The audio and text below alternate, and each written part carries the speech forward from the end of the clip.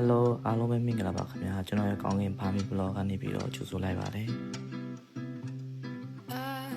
ဒီနေ့မှာတော့ထိုင်းနိုင်ငံကအရန်ကိုအနုပညာဆန်ပြီးထူးထူးခြားခြားပြင်ဆင်ထားတဲ့ကိတ်လေးတစ်ခုတော့မှဖြစ်ပါတယ်အဲ့ဒါကတော့ဘန်ဖူရန်လို့ခေါ်တဲ့ creating space လေးပဲဖြစ်ပါတယ်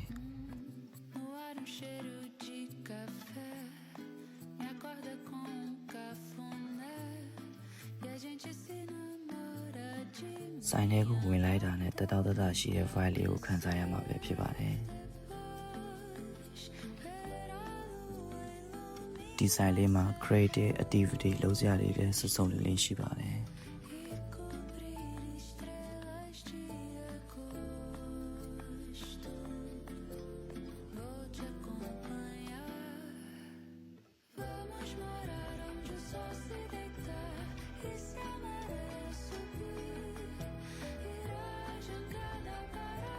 ဒီဆိုင်မှာအစားအသောက်တွေကလည်းစုံလင်းရှိတယ်လို့အရသာကလည်းတကယ်ကိုကောင်းပါလေခင်ဗျာ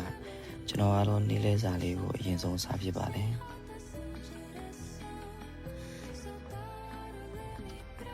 ဒီဆိုင်ရဲ့အမိုက်ဆုံးအပိုင်းလေးကတော့ကိုယ်ပိုင်ပကြီးဆွဲလို့ရတာလေးပဲဖြစ်ပါတယ်ခင်ဗျာ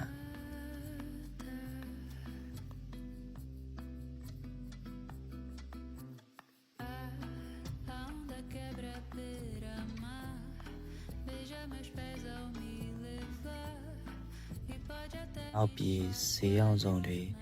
စုပ်တန်းတွေနဲ့လိုအပ်တဲ့ပစ္စည်းတွေကိုစိတ်ကြိုက်ရွေးချယ်ပြီးကိုယ့်ရဲ့ဖန်တီးမှုကိုပုံဖော်လို့ရပါသေးတယ်ခင်ဗျာကျွန်တော်ပကြီးဆွဲနေတဲ့အချိန်မှာစိတ်တည်ငြိမ်ပြီးစိတ်ဖိစီးမှုမရှိပဲအရန်ကိုလိုလက်ခန်းစားချက်ကိုခန်းစားရပါတယ်ခင်ဗျာ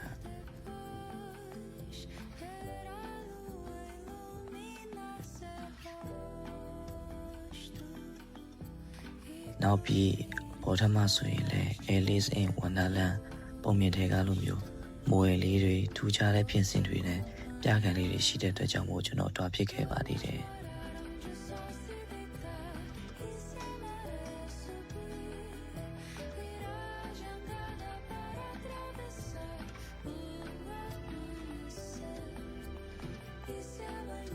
ဒီနေရာလေးကတော့တပုံရရတာဝမ်းသာပါတဲ့မိတ်ဆွေများအတွက်ကတော့တကယ်ကိုအားရစရာကြီးပါပဲခင်ဗျာ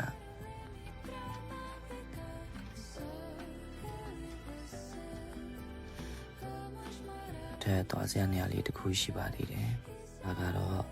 တဘာဝဆက်ဆက်ပန်းချင်လေးပဲဖြစ်ပါတယ်ခင်ဗျာနောက်ပြီးချက်လေးတွေကိုလည်းအစာကျွေးလို့ရတဲ့နေရာလေးတွေပါပါလေးတယ်ခင်ဗျာနေသားလုံးအေးအေးဆေးဆေးနဲ့ပကြီးဆွဲမယ်ထမင်းစားမယ်တပုံရမယ်ဆိုရင်ဒီညလေးကအတင်းတောင်ဆုံးပါပဲခင်ဗျာနောက်ထပ်ပဲညသွားအောင်မယ်ဆိုတာစောင့်ကြည့်ပြီးကျွန်တော်ရဲ့ channel လေးကို like and subscribe လေးလုပ်ပြီးဖို့တောင်းဆိုချင်ပါတယ်အားလုံးပဲရှင်းလင်းချင်ပါပါစေကျွန်တော်အားလုံးကောင်းကင်ပါ